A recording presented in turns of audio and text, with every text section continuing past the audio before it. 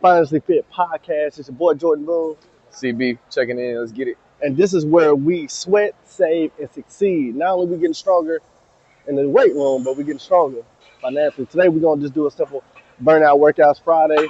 So normally on Fridays what we do, we just try to get stronger. So go through a lot of sets that we do during the week, but we just try to burn out until failure. Test our body to limit, go tired into the weekend so it can rebuild because we take Saturday and Sundays off. Ain't that right, CD? Yep. But today we got a good topic. Should financial education be required in high school, or is it the parents' responsibility? So, CB, I got a question. Did your family teach you about finances and financial literacy, or did you learn it more in school? Well, I definitely didn't learn it in school. Um, I'd say like for me, my mom, she had her own business, and so she didn't teach it verbally. She more so taught it through the actions that she took. You know, um, and so that was my way of learning how to manage finances and how to start your own company and run your own business, things like that. Now, do I feel like high school and different schools should teach you how to be like? What's the question? It's pretty much how Do you should they feel like teach you finance? Like, what does that look like? did you learn it? Where did I you didn't learn learn it? it. No, You I didn't didn't learn. learn it in school? I learned it at home. Okay. But I feel like you should learn it in school. Like at all ages, you should learn some form of finances, whether it's how to save, what money is, how to use it, what debt is. Like nobody taught us debt in school. You don't learn that until you really become an adult. Right. So why do you think that is? So I can tell you for me personally, I learned a good deal about it over in home, right? But with my mom and dad, I knew how to write a check when I was like 6 years old. I knew what a deposit and a withdrawal is. We doing 15. Okay, We doing 15 reps. I bet. You did? Yeah. Okay. So I learned how to be able to withdraw money, deposit, write checks and stuff about 6, 7 years old. That's why I started learning. Yeah. I learned it mainly at the house. Like, hey, for every amount of money that you earn from here, you need to put an X amount of percentage up, right? When it came to credit, hey, learning not to let everybody pull your credit in regards to equity. So I learned when it came to taxes, putting this amount of money aside. I was taught learning that at home fairly at a young age. Now, granted, when I got into business, I learned the deal of it, being able to leverage it, being able to that. Outside of that, when it was at home, it was just mainly how to sustain it, how to maintain it, how to keep it strong for like personal reasons. But when it came to the business side, I didn't learn that until I learned it on my own. School wise, I didn't learn nothing. Like nothing I can recall. Right. You know what I mean? And so where did you start learning more in regards to the business aspect of You it? said where did you start learning what? More in regards to the business aspect of it. Like, As did I you learn got, that more in school? Or could I know? I didn't learn anything financially in school. Only thing I learned in school financially was how to do math, and that was really it. And that's what I said. Like, I feel like personally, school should be teaching more children about how to manage their finances. Like you said, you learn how to, write a check at 6 years old, 7 years old. A lot of kids don't even know how to do that when like a lot of adults don't know how to do that when they get older. Yep. So for me, with business, when I went to, as I got older, like going into middle school, going to high school, my mom, she was on her thing with her business. She has a photography business. She's taking pictures all throughout middle school, all throughout high school. So I'm seeing that, and we're growing up in this technology era. There's a thing called YouTube. So I'm seeing different videos on YouTube about people running businesses, sneakers, investing in stocks, doing real estate, et cetera, et cetera. Right. And that's just opened up my mind to business and being business minded and wanting to start my own something for myself. And so that's kind of how I learned about business and went about starting my own business and running my own company and whatnot. Right. What about Okay. you? I got you. And so that's similar to me as well. You know what I mean? Mainly when I started getting to an adult, that's when a lot of things started clicking because I started using it for myself and just started putting it in real. So the biggest thing I learned too with money is it's an energy. It flows, right? It's cyclical. It passes from one hand and goes to another. You're very closed off about money. You're very strict and I don't want to lose this. I don't want to do this. I don't want to do that. I learned that it's gonna flow to you better when you're more open to it. Yep. You know what I mean? Absolutely. So what is the biggest? We're doing two sets. We can go three. All right. What's the biggest mistake that you made financially? Probably not even as a teenager, as an adult. Like, what's the biggest? It could be finance. It could be with cash. It could be with credit. What is it? I'm pretty sure that the people want to hear, right? Biggest mistake I say I made financially is not investing more money into the market at an early age. For me, and the reason why is that, you only know what you know. And so I only knew at the time was to invest in businesses and startups and, you know, put your money behind a startup. When in reality, how I went about it, I didn't have a job after I was 16, 17. I worked for myself after I was 16, 17. So He grew up real good, y'all. He had, I grew up in a different environment. And so for me, I was blessed. I was blessed to be in a position to where I had a successful business at an early age. And it had some good starting grounds, and for me, I was able to have a lot of money at an early age, so where I can invest it and do different things. But like I said, I was doing a lot more in startups and trying to start up new businesses. Yeah. When in reality, I should have been parking that money somewhere else, like a Roth IRA or like a investment account, high yield savings account, something like that. But me not knowing that at the time, I did it elsewhere. So I took a lot more losses with investing in startups rather than letting my money build and really growing wealth from, regenerating the income. Right. So that's for me. That's my experience. I got you. And for context, let the people know how old you are. I'm 22. I'll be 23 this year. So I'm blessed to be able to say that at such a young age, because everybody I meet, they tell me like, oh, you're doing the right things. You need to take your time. And just be patient. Everything will come to you. But me being me in my mind, I'm thinking like, oh, shit, I'm making mistakes too soon. I need to be doing right, doing better, whatever. Right. So I'm 22 though. Okay, gotcha. Yeah. Okay. So I can say for me, it came in regards to I can say it's going to be more business wise. Personally, I've always been kind of frugal, financially conservative when it came to personal things. I'm not a guy that really wants much, that needs much. I'm 30 years old, by the way. So I'm older than him. I've been knowing Caleb since he was a little tippy top. You know what I mean? And so it's always been like, hey man, just do this instead of this, do this instead of that. And we have a really good, personal and business relationship. Yep. In regards to Bamido, I didn't, and we can move over to the next one. I bet. Right now. What were you saying though? Your biggest business expense was? Not like, properly leveraging. Expense that your loss that you took. Yeah. I think a lot of people understand too when it comes, they want to start businesses because they feel not only that it has that freedom. Which one to go? 25 or so we can go 185 or what you want to do? You 10 and then go to 25. Let's go 10-5. All right. A lot of people in regards to the business, they feel like, okay, I can have the time freedom, I can have all that, right? And all the money is mine. Yeah. But essentially, I've learned that all that money is not yours now, unless you're just like a contractor or something, like you just trying to, hey, like whatever you make is you. Yeah. Okay, that's a sense. But in business, everything got to be split. So if it's just you and the business, yep, I'm about to get it. I started. Yeah, go ahead. Yeah. If it's just you and the business, then you got to basically cut it in half because you got to have some kind of working capital. You got to have some kind of reserves, right? For sure. And a lot of people don't learn that. And so for me, early on in the business, it was a lot of, all right, this money is my money. Yeah. And essentially, it was like, yeah, that may be true in theory, but it's not all the way yours. Right. Because you got to have something to work on. So I'm in the manufacturing business, right?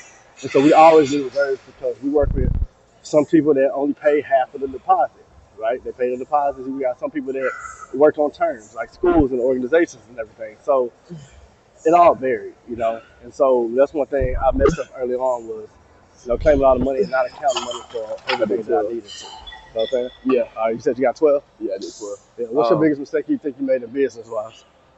I think I agree with you on that. Like money management, like I said, if I knew what I knew now in regards to investing, I would have put a lot more money up early on compared to what I'm doing now. So it's just more investing with you. For me. You feel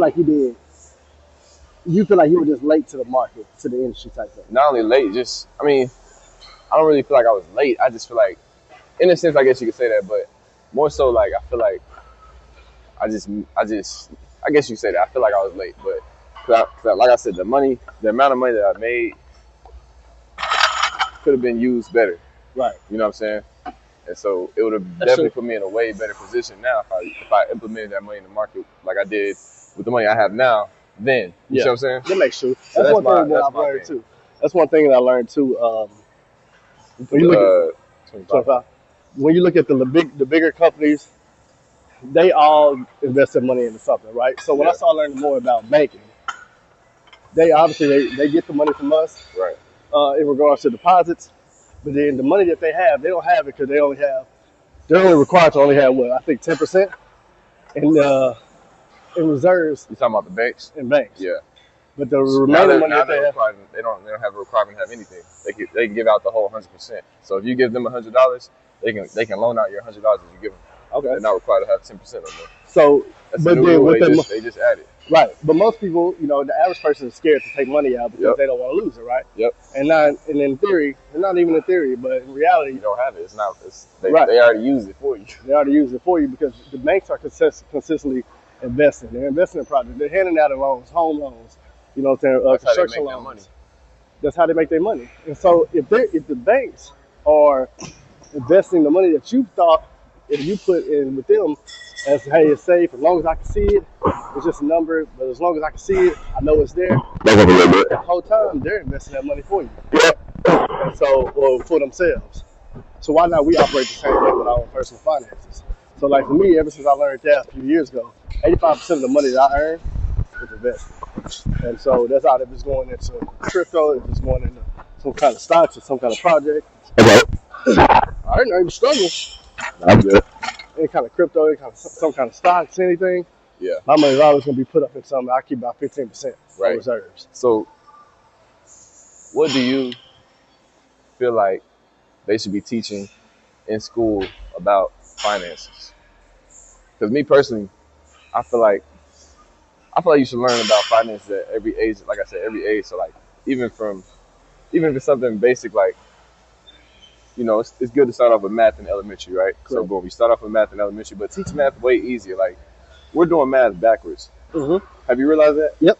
So we're trying to add 1 plus 10 plus 100 when you can add 100 plus 10 plus 1. It's because that's how you process money in your mind. You're not gonna say $1 and 105. You know what I'm saying? Yeah. You're gonna say $100 and $101. Yeah. So we're adding math backwards. Make it easier on people to calculate math. They made it hard for us on purpose so that we're not able to understand math when we get older. Yep. And how to pay bills and how to do all this stuff. Mhm. So I feel like math should be easily taught in elementary. Mhm. Middle school, you can start teaching people about credit.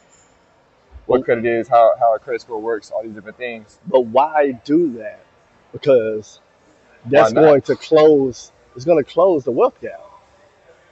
Why is that a problem?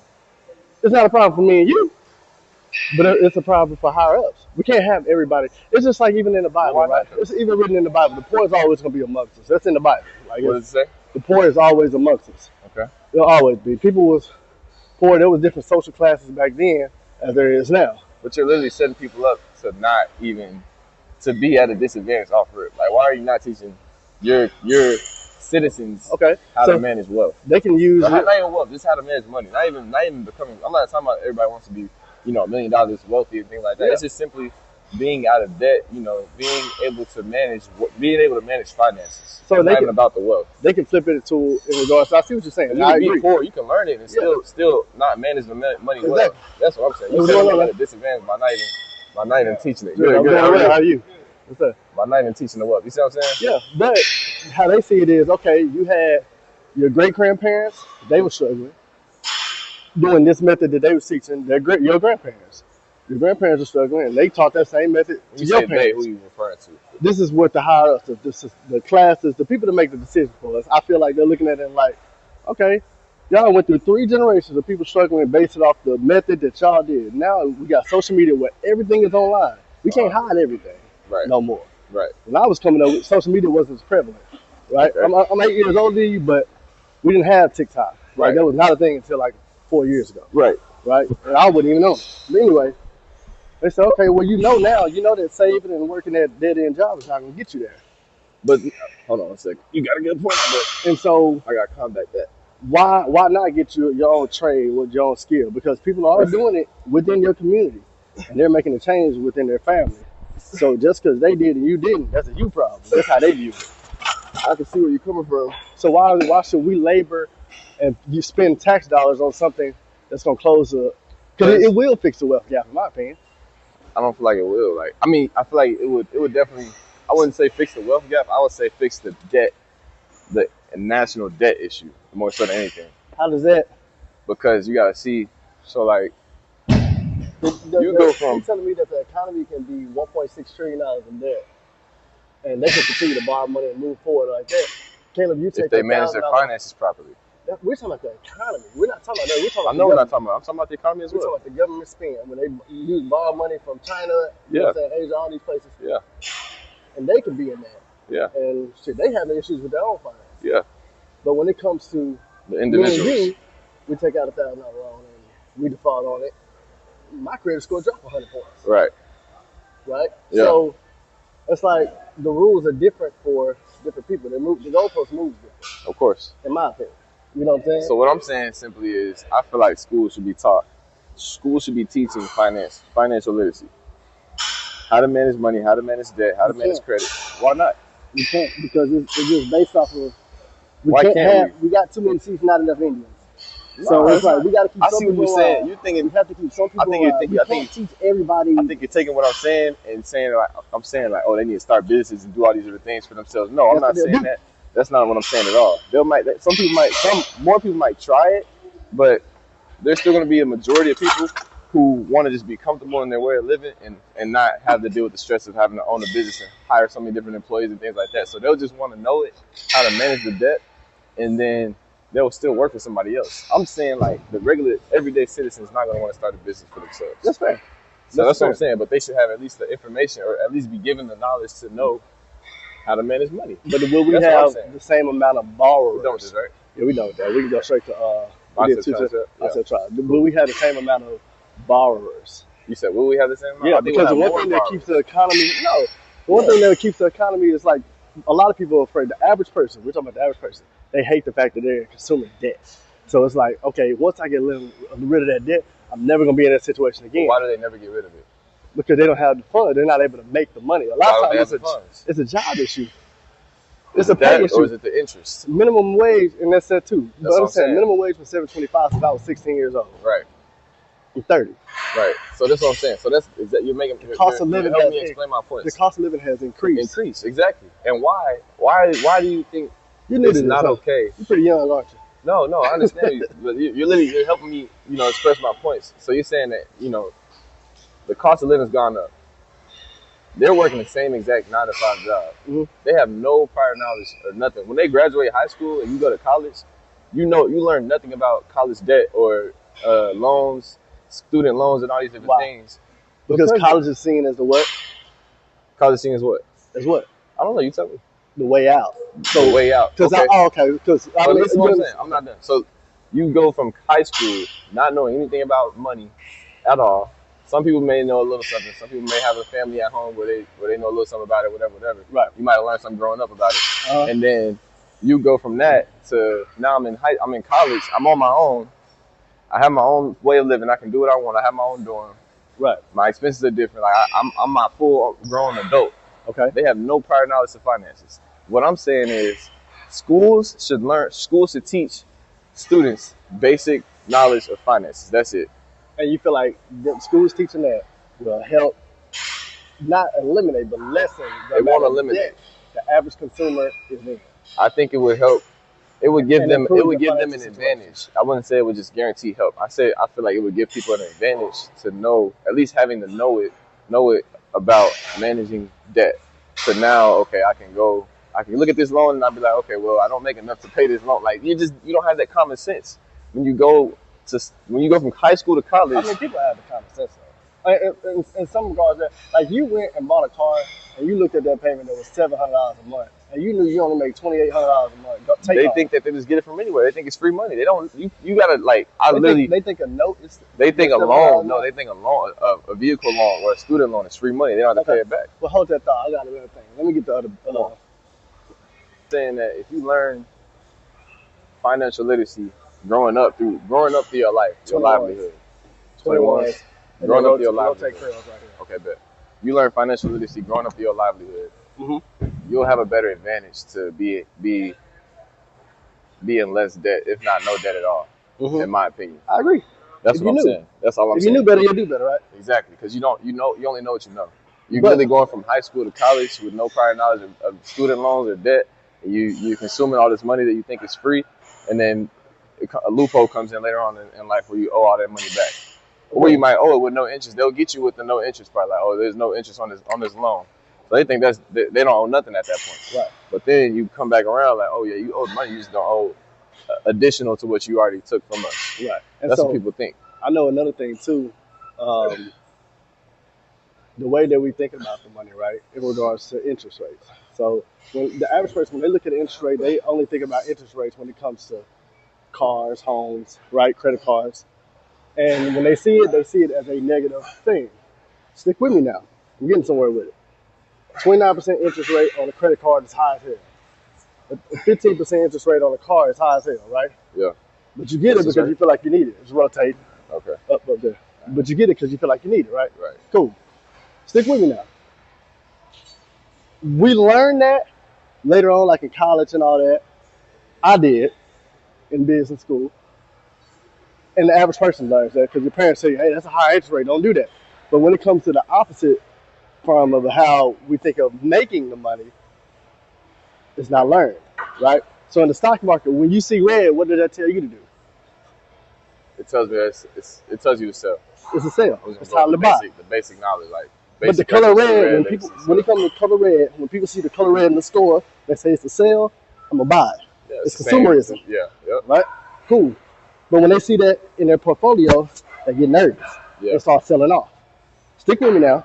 Mm. When it comes to You interest gotta say rates, that again so people don't go to the head. when people see red in the store, they automatically see them sell. They Man, gonna I can buy get it it. on a discount. I'm gonna buy it. Yep. Man, that's the shirt I've been waiting on. Those are the shoes I've been waiting on. Yep. Consumerism. But when it comes to they're seeing in their portfolio, man, I don't know, man, that stock, man, that stuff be crashing. Or man, I don't want to do that because this and that. It's a negative impact, right? Yeah. But if people thought about the simple concept of how interest can work for you, right? But why is that though? I want you to. That's I what want it's you to taught. go into detail about why that is. That's Why what it's is it taught. that people buy? How is it taught? It's a pass on. It's a learned behavior from who? from what if it's your community. Okay. Because if you when you as a kid when you see your parents say that, it's like, oh, this is You're on part of sale. your environment. You're a product of environment. Oh, Sure. this is on sale. I'm gonna get this. So I the agree. older you get, you like, hey, this is on sale. I should That's get a this, that's a learned behavior. Whether Yeah. it's consciously or subconsciously. Subconscious, yeah. Most It's times learned. subconscious, yeah. Yeah. And so when it comes to the opposite side of on the finance side, it's not learned. So that same $1,000 that you invested in, and say, man, you got a 10% return on that. To the average person, man, it's only $100. I can't do nothing with that. How long did it take you to make that $100? Right. See, we know that now because we're on the other side of it. Yeah. But the average person don't know that. They don't know And that. so it's like, come on. And it's like, okay, that $1,000, you're making $100 compounded on a weekly, Yeah. right? Your average savings account is not providing that. Right. It's And not. so just off that, but it's like some people just don't want to look further into it. They don't ask the right questions. And it's not that people fall all the time. Because like I said, if you knew better, you'll do better. It helps. It tremendously helps having that in the home. I'm Having it not in the home. going, I don't disagree with what you're saying, but not only should it be learned at home, you have so many different places in the community that set that foundation for you to learn. I bought this in at Best Buy. I can't think of it. Sycon? Cinco. Cinco. Yeah. You're welcome, brother. Um, Don't interrupt us again. No,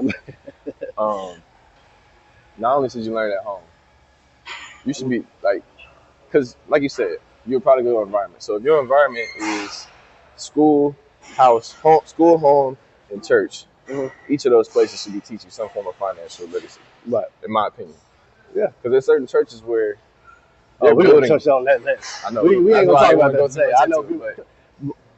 Disclaimer, I grew up in the church. Means well, I did as well. But I'm No, gonna I'm make one still got to example. finish my disclaimer for people think we Yeah, trying go to ahead, go ahead. do all that. I'm going to take it there, but I ain't going to take it there today. You got to stay tuned. for the Me next neither. But look, this is all I'm saying. So I said that because those are like in a black community. Mhm.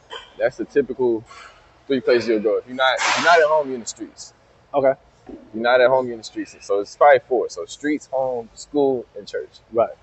Church is the pivotal point for most black people because they're having a relationship built with God and things like that. Not only should you be building a relationship with God, you should build a relationship with financial literacy for your knowledge to know how to manage wealth. Because it also says in the Bible to be frugal and fruitful with your abundance. Be abundant. If you don't give your money directions, it's gonna have wings. It's gonna have wings. It's gonna fly away. You know what I'm saying? So I've seen churches that I've gone to in different places. Being a steward. They're being stewards of their money, and they're using the community's money to build the community out around them. Yep. And that's a really, really impactful thing. That's a conversation for another episode, like I said, but I'm just using that as an example. Like, that's not only should you learn it at home, you should learn it at school, you should learn it at church as well. Right. And I'm gonna tell y'all, so I'm gonna give y'all a tip that I taught this young man right here and his friends, and I teach all my cousins stuff. My little cousin. If you're really trying to make a shitload of money, the objective is getting in between money. Getting right in between it. What does that mean, Jordan? Okay, what that means is, perfect example, we just talking about church, right? Church, as we know, there's some very profitable churches, right? I'm not gonna say all. Churches make money, right? Oh yeah, they all make money, but they all manage their money. 501c3, right? Yeah. Why? Church is the in-between you and faith. Stick with me now. So they playing it right in between. It's like, hey, we are the gateway between you and faith, you and eternity. Got smack dab into it. You're able to pay your tithes and offerings. You know what I'm saying? Any additional donations, sponsorships, whatever they get, they're in between you and that. You want a car? There's a car dealership. Car dealership is between you and the car manufacturer. You want a car? Well, here you go. It's getting in between the money. There's buyers, there's sellers. You can orchestrate the whole thing just by being the middleman. Getting in between the middle of the money. Getting in between that energy, right? That's key to if you want to try to make some shitload of money, is get in between it. I'm in the uniform business. One of my businesses is uniform business. I seen that there was a need when I was in college of uniforms, additional athletic apparel, and I said, well, all right, I'm gonna try to do that. I was only making shirts. I was selling shirts to the whole college athletic department while I was still playing sports. I was in class, leaving out of class, and coaches contacted me saying, hey, we need this. I would be able to provide. I got in between it. At a young age, I was like 19, 20 at that time. Yeah. I just didn't understand what I was doing until now, getting in between the middle of the money. So you got to find, obviously, what's the need and getting in between it. Nonprofits are some of the most profitable organizations in the world. You want to know why? Because they get in between the money. It's simple. It's a basic concept. Yeah. So we got to do triceps now. Biceps. We did biceps. Triceps, and we need the shoulders as well. Correct. So triceps and shoulders at the same time. That's a bet. So I get some 45s. Overhead extensions. So what you doing next? What is your approach for, because you can't change everybody, right? You can only change what's going on in regards to your home, the people that you know, the people that you're connected to, right? As much as you can. Some people you just can't save. So Caleb, I can tell you for me, I have a direct impact, especially with a lot of younger siblings that I have. Not siblings, but like family members. Right. And I'm the youngest child.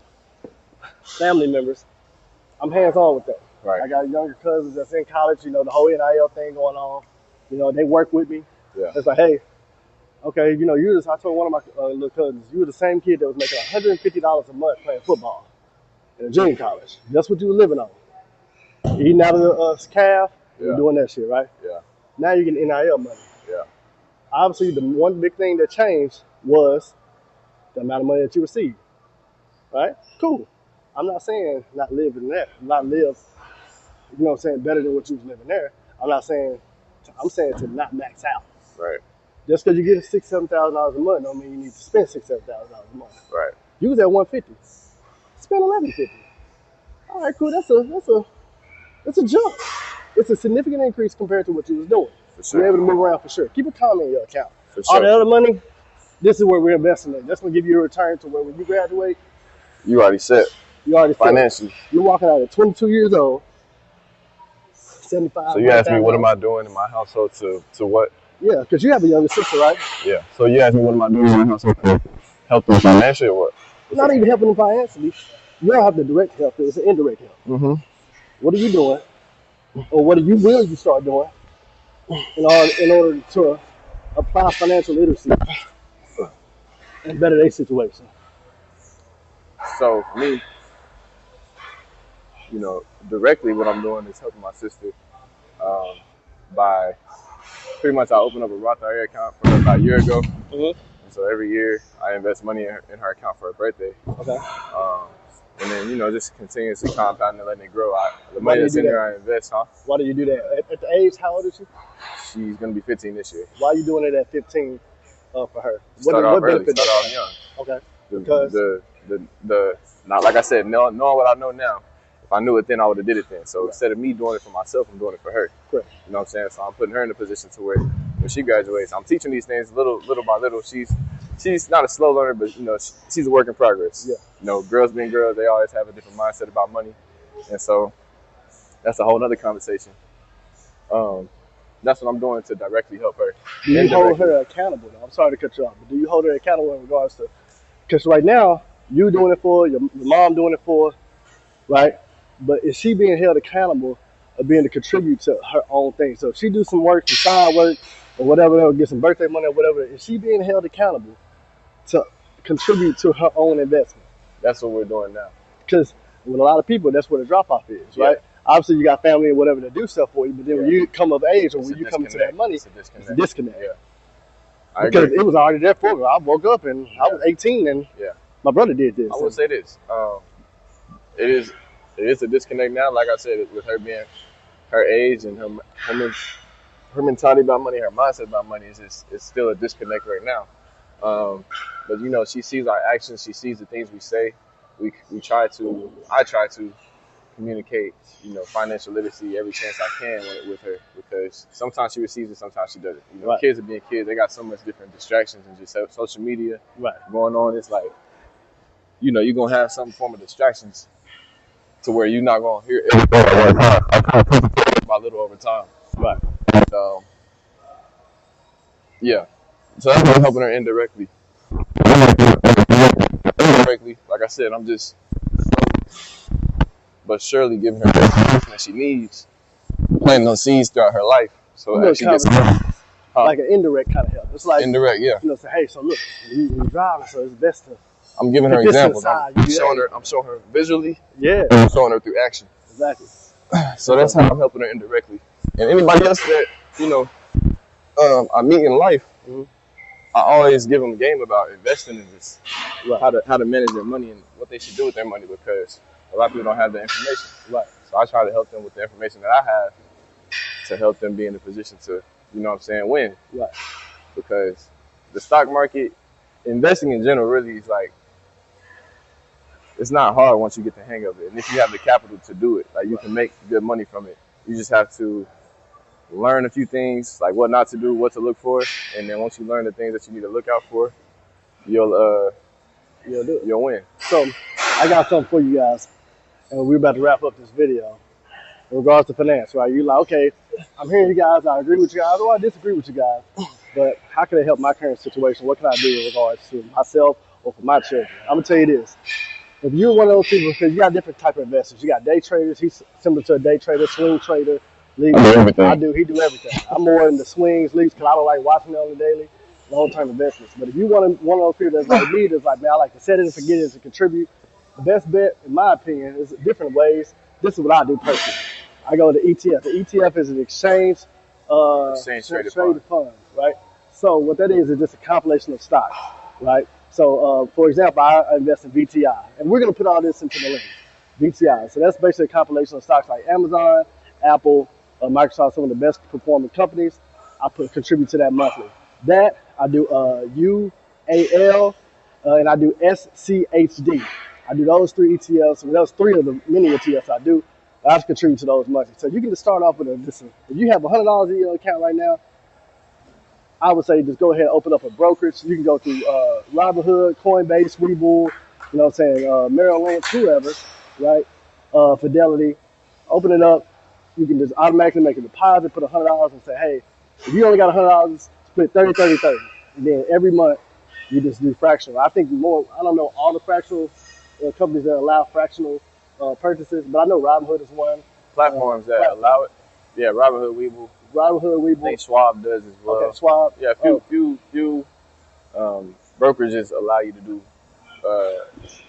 fractional shares of companies. Even with Bitcoin, you can buy a fraction of Bitcoin. You're not gonna be able to buy a whole $100,000 worth of Bitcoin. Exactly. So So what we mean by fractional is a when you look piece, at it's a piece, right? It's a fraction. like you buying you getting a slice of pie. Some of those platforms don't allow you to buy a slice of the pie like that if you're not able to afford the entire thing. Yeah. So they just be like, nah, if you ain't got the money for the entire $340 for this one share, then you can't buy it at all. Yeah. But with some of the companies that we just named, Robinhood, Webull, etc., Schwab, they allow you to do that. Yeah. You see what I'm saying? So that helps. Anything helps as long as you're adding to it. But you just start off with $100, and every month you say, man, I'm just gonna have $100 go to that.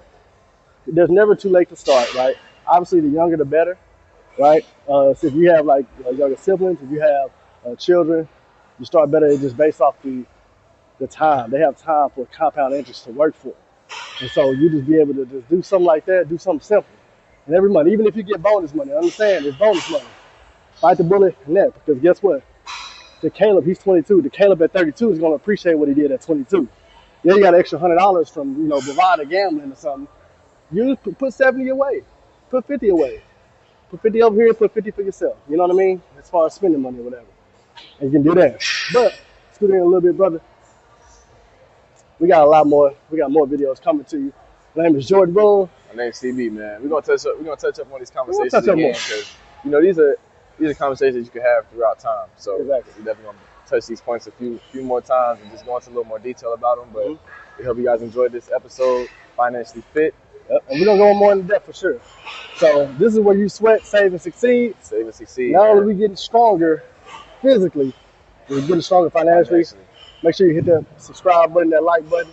We're gonna have more stuff coming to you, and we're gonna have the workouts post on you as well. Yep. Stay tuned for episode 4. See you guys later.